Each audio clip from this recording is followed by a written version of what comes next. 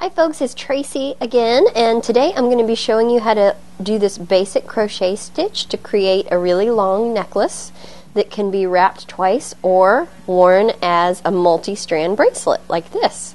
So let's look at our supplies and get started. Everything we're going to need to get started on this project is just three things actually. I'm working from a 5-yard spool of wax linen. You may not need this much, but I want to make a long one, so I wanted to make sure I had enough. I am also using size 5 Magatama beads. This is a type of Japanese seed bead. It's like a fat teardrop. They're kind of fun. Have a nice wonky shape. And then you're just going to need a crochet hook. I'm using a 1.75 millimeter crochet hook. It's a size 4 in the US. Anything that's close to that is going to work just fine. Anything from like a 1 to a 3 millimeter would be okay. So let's get started. Anytime you're going to crochet with beads, you're going to want to go ahead and load a bunch of beads on your stringing material first, because we're going to bring them down and use them as we do our stitches. If you're working off a whole spool, it is mandatory that you do all or more beads than you think you're going to use, because there's no way to add them in later. Since we're just working off a 5-yard spool, if we really had to, we could stick them on the back end if we ran out. So the first thing I'm going to do is just string a whole bunch of these little guys, and then I'm going to get started on my crochet. Alright, so I've decided to go ahead and string my whole tube of seed beads because I want to make a really long necklace, and I'm thinking I'm going to need a lot of them.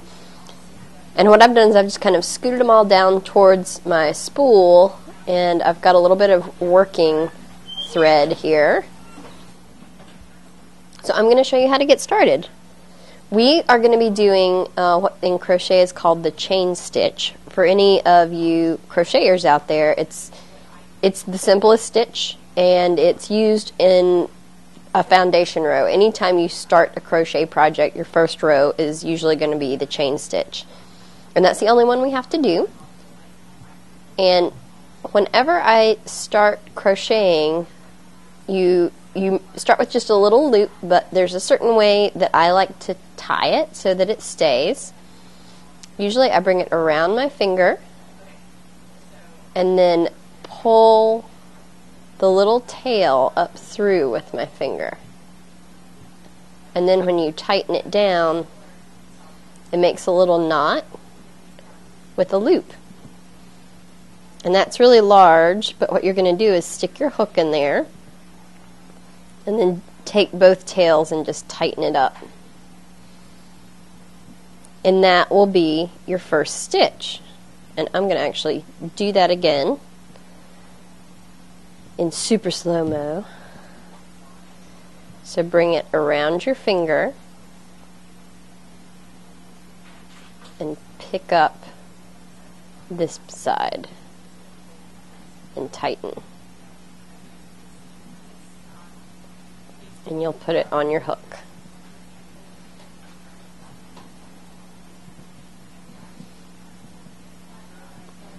And now as we begin doing the stitch, there's a way I like to hold my crochet hook. There's a couple of different styles, but this is the way I've always done. The little flat part is for you to hold, and typically I do thumb and index finger. It's kind of index and middle finger you're holding with. And you'll notice I'm holding down that little tail. That's going to hold the work in place.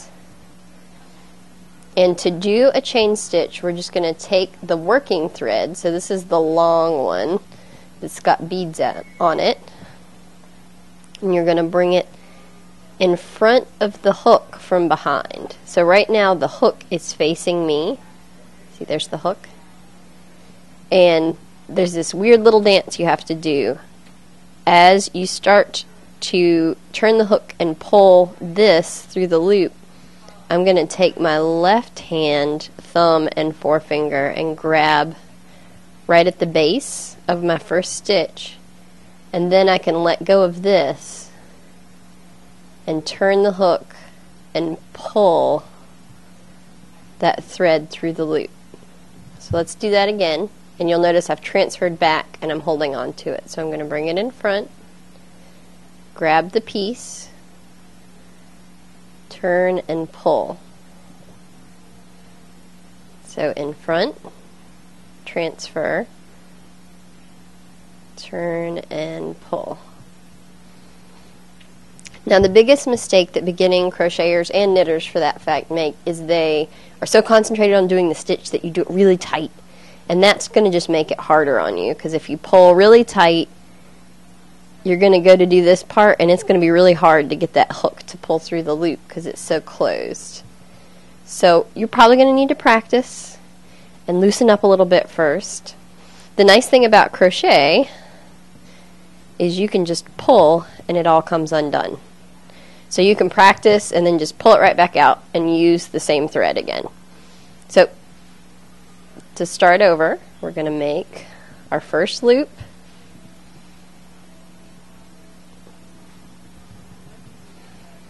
and then we can start doing our stitches. And now I'm going to show you how to incorporate the beads. And so what I'm doing, what I think I'm going to do for this project, you can do any pattern you like, but I want to use a lot of beads. So I think I'm going to do 3 stitches between each bead. But how many stitches you do is up to you. So I'm going to do 1, 2, 3. So on this stitch, I'm ready to use a bead. So I'm going to go down to the first bead and feed him down. And really, once you get the hang of the stitch, this is not any harder, because you're going to just push the bead all the way up against the hook and do the stitch as if nothing is different. And you've just incorporated a bead. So now I'm going to do 3 more stitches. 1, 2, 3. And you're ready for your next bead.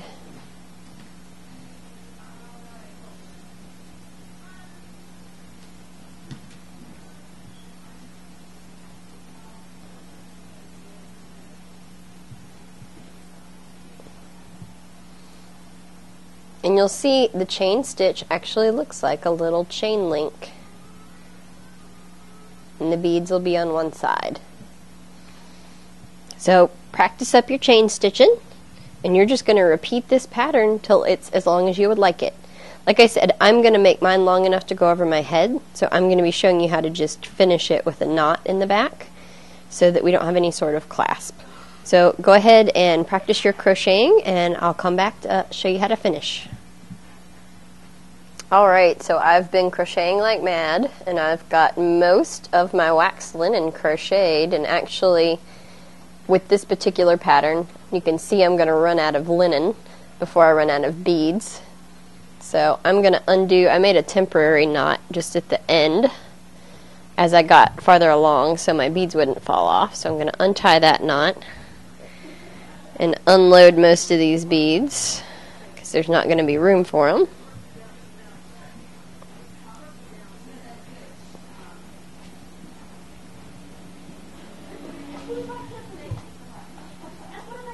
And you wouldn't have to keep going. I'm just going to make mine as long as I can because I think that'll be fun. So I'm going to stick another temporary knot there.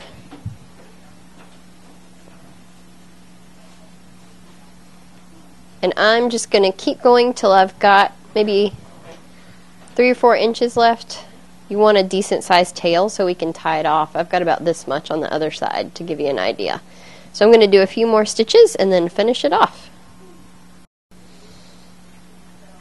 Okay, I'm on my last stitch, and I'm going to finish with a beaded stitch since I started with just 3, and then that way they'll kind of match up.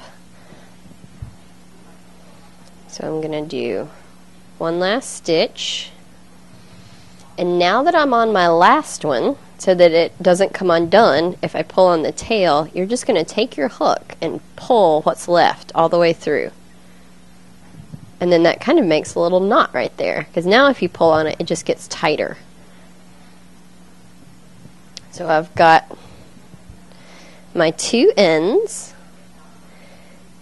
and what I'm going to do is match them up, and we're just going to put a little overhand knot in here. So take both of these strands, wrap them around your finger, and pull them up through like you're tying a balloon.